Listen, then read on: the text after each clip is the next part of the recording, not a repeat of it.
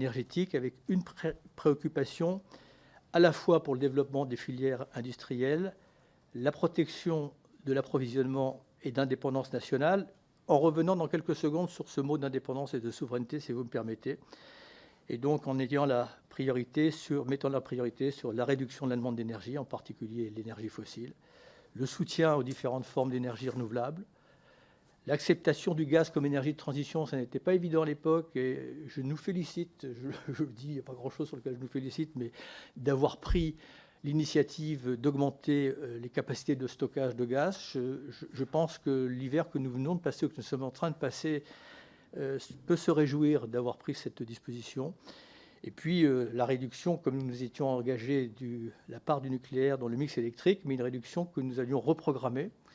ce qui, comme vous le savez, vous l'avez sans doute en mémoire, m'a obligé à prendre une décision assez rapidement, un peu difficile pour moi, compte tenu